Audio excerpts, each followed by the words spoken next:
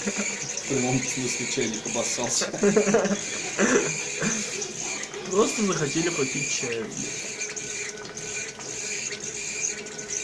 Это знаешь, на что похоже? Чайник кончает, блядь. У него оргазм. Я чайник попить теперь. Да, у него не кончается.